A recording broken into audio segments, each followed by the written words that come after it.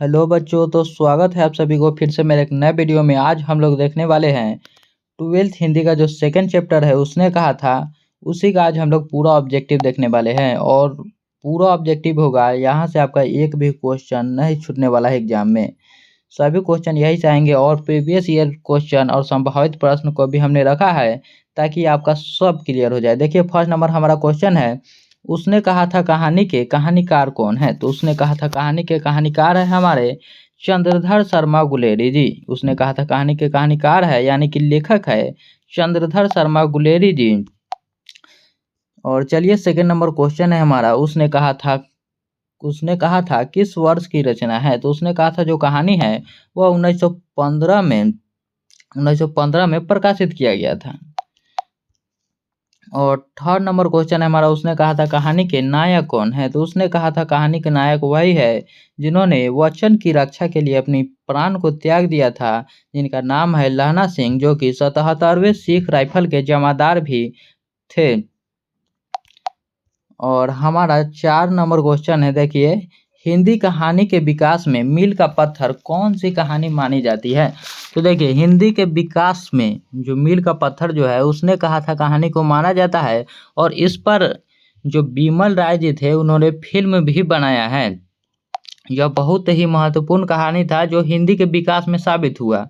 और जो 5वां नंबर हमारा क्वेश्चन है, उसने कहा था कहानी है। तो उसने कहा था कहानी क्या है, युद्ध की कहानी है, दिव्य प्रेम की कहानी है, या प्रेम पर बलिदान होने की कहानी है। तो हमारा जो है उसने कहा था कहानी इसमें से सभी हो जाएगा, क्योंकि इनमें से सभी चीजों का दर्शन वहां पर आपको दृश्य देखने को मिलता है। और 6ठा नंबर क्वेश्चन है, चंद्रधर शर्मा गुलेरी जी की कहानी है। तो चंद्रधर शर्मा गुलेरी जी ने क्या लिखा है। और देखिए, प्रश्न को कैसे घुमा घुमा कर पूछा जा रहा था। उधर पूछा था कि उसने कहा था कहानी के कहानीकार कौन है, और यहाँ पर पूछा है चंद्रधर शर्मा गुलेरी जी की कहानी है। तो यहाँ पर आंसर हो जाएगा उसने कहा था। तो आपसे कई प्रकार से घुमा कर भी क्वेश्चन एक ही रहता है, सेम ही, लेकिन घुमा कर आपसे पूछा जा सकता है। और 7वां नंबर क्वेश्चन है, तेरी कुरमाई हो गई का किस कहानी से संबंध है। तेरी कुरमाई हो गई का किस कहानी से संबंध है। तो यहाँ पर हो जाएगा उसने कहा था क्योंकि जब वह जो 8 साल की वह लड़की होती है, जो कि माझे उनका घर होता है, जो कि अपने मामा के घर अमृतसर में आई होती है।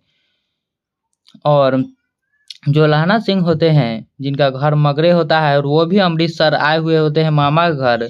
तो वहीं पर लहना सिंह उस लड़की से पूछते हैं कि तेरी कुरमाई हो गई, और यह कहानी उसने कहा था से संबंधित है। तो चलिए, और हमारा 8वां नंबर क्वेश्चन है, उसने कहा था किस प्रकार की कहानी है। तो उसने कहा था क्या चरित्र प्रधान कहानी है, कर्म प्रधान कहानी है, धर्म प्रधान कहानी है, या वात्सल्य प्रधान कहानी है।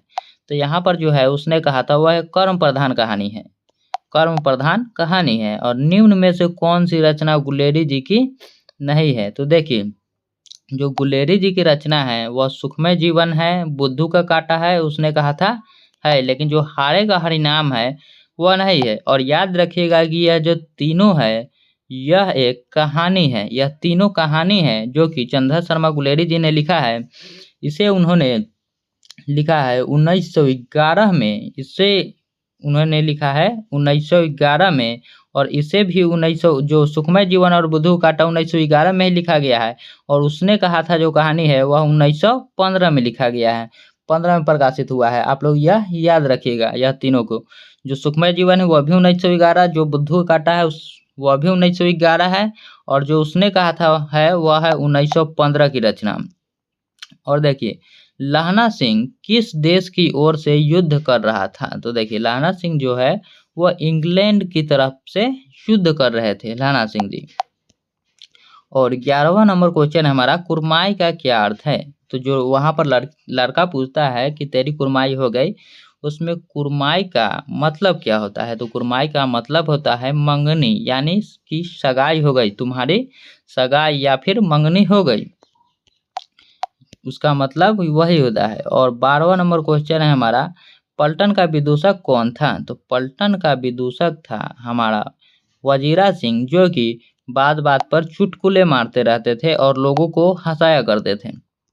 उसने कहा था शीर्षक कहानी किस वर्ष लिखी गई थी? तो उसने कहा था कहानी 1915 ईस्वी में लिखा गया था। आपको देखिए ये भी आपको क्वेश्चन घुमा कर पूछा गया है, इससे पहले भी यह क्वेश्चन आ चुका है, लेकिन मैंने सभी क्वेश्चन को इसलिए रखा है ताकि आप समझ पाए कि एग्जाम में किस प्रकार से पूछता है और किस प्रकार से घुमा सकता है। देखिएगा यहाँ पर सबका ईयर अलग अलग होगा।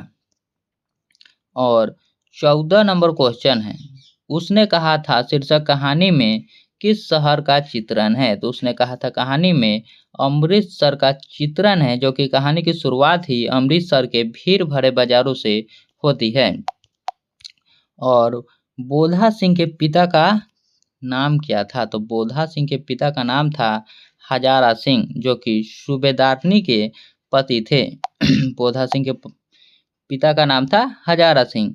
चंद्रधर शर्मा गुलेरी की कहानियां हैं, तो चंद्रधर शर्मा गुलेरी की कहानियां हैं, आपको मैंने अभी बताया था कि एक है बुद्धू का कांटा, एक है सुखमय जीवन और एक है उसने कहा था। तो ये आप लोग याद रखिएगा।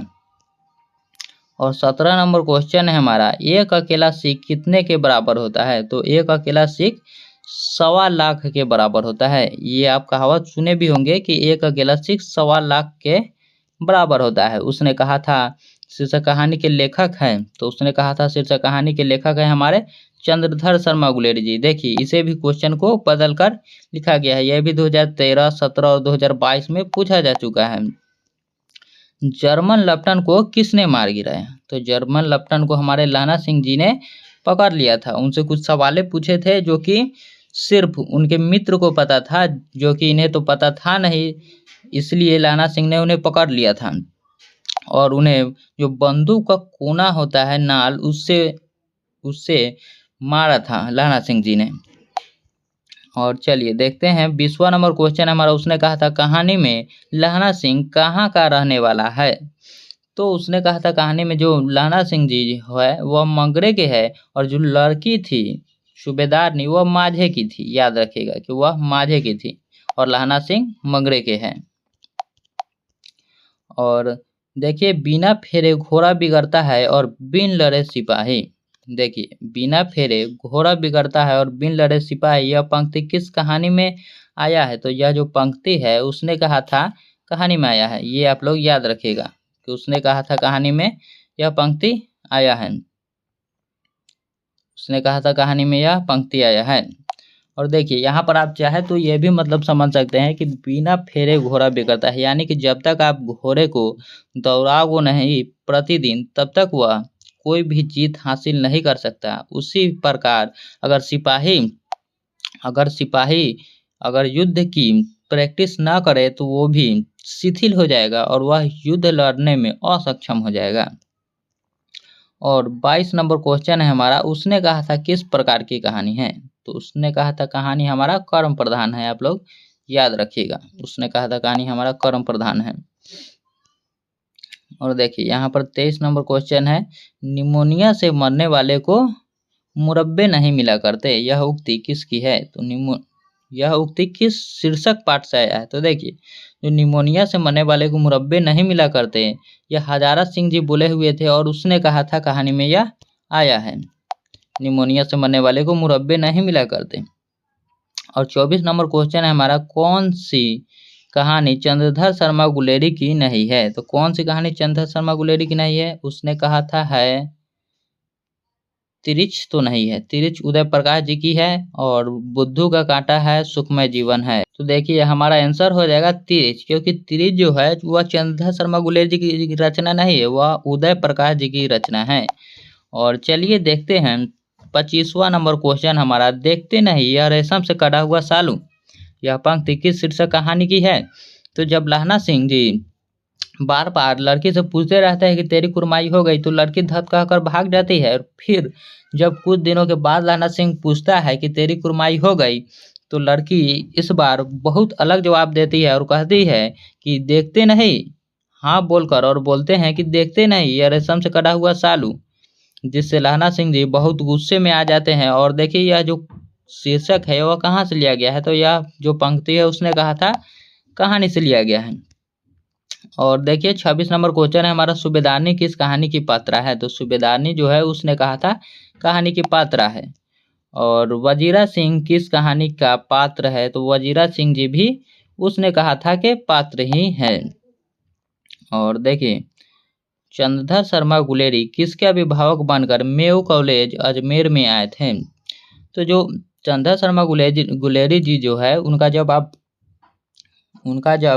आप लेखक परिचय पढ़ेंगे तो वहां पर दिया होगा कि खेतरी के नाबालिग राजा जयसिंह के अभिभावक बनकर वह मेयो कॉलेज अजमेर में गए हुए थे।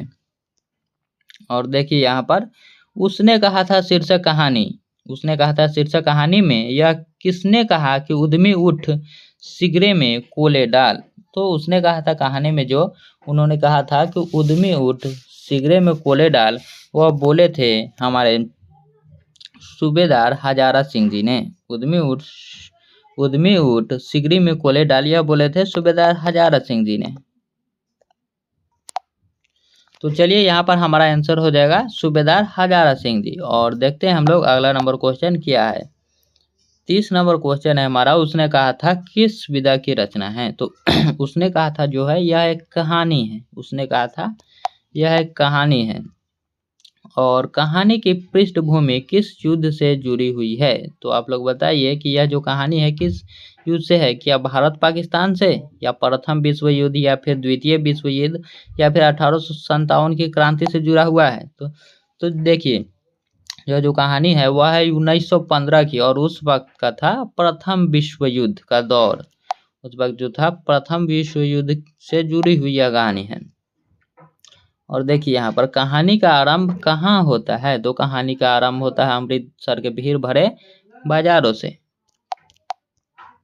और लेखक का जन्म कहाँ हुआ था, तो देखिए यहाँ पर लेखक का जो जन्म है वह हुआ था जयपुर राजस्थान में। जयपुर राजस्थान में लेखक का जन्म हुआ था। और ये भी आप लोग याद रखिएगा कि लेखक का जन्म 7 जुलाई 1883 ईस्वी में हुआ था।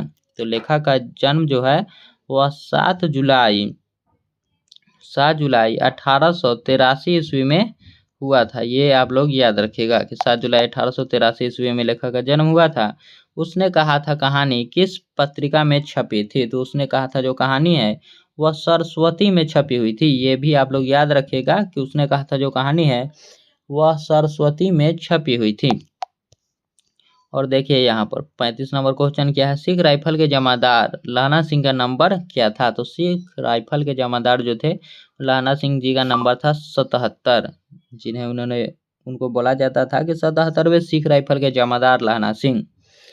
और देखिए यहाँ पर जो लाना सिंह जी है उनके पिता का भी नाम आप लोग याद रखिएगा कि उनके पिता का नाम था पंडित शिवराम। लाना सिंह जी के पिताजी का नाम था पंडित शिवराम।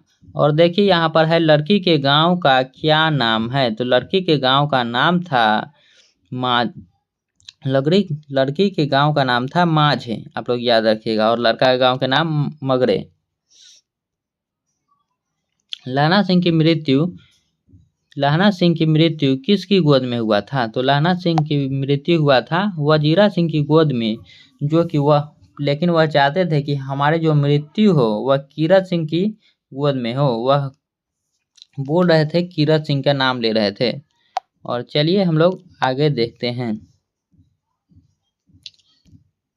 और देखिए भारतीय सिपाहियों का किसके साथ संघर्ष हुआ था, तो भारतीय सिपाहियों का जो था वह जर्मनी के साथ संघर्ष हुआ था, जर्मनी के साथ, आप लोग याद रखिएगा।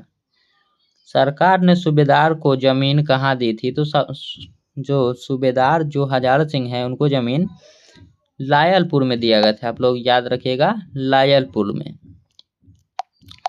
में। और देखिए हमारा 40 नंबर क्वेश्चन है, चंद्रधर शर्मा गुलेरी का जन्म कब हुआ था, तो चंद्रधर शर्मा गुलेरी का जन्म हुआ था हमारा 7 जुलाई 1883 ईस्वी को। आप लोग याद रखिएगा कि 7 जुलाई 1883 ईस्वी को, और उनकी मृत्यु हुई थी 12 सितंबर 1922 ईस्वी को। ये आप लोग याद रखिएगा कि 12 सितंबर 1922 ईस्वी को उनकी मृत्यु हुई थी। देखिए यहाँ पर क्वेश्चन आ ही चुका है कि उनकी मृत्यु यानी कि उनकी जो निधन है वह कब हुआ था, तो आपको याद ही होगा कि 12 सितंबर 1922 ईस्वी को उनका मृत्यु हुआ था।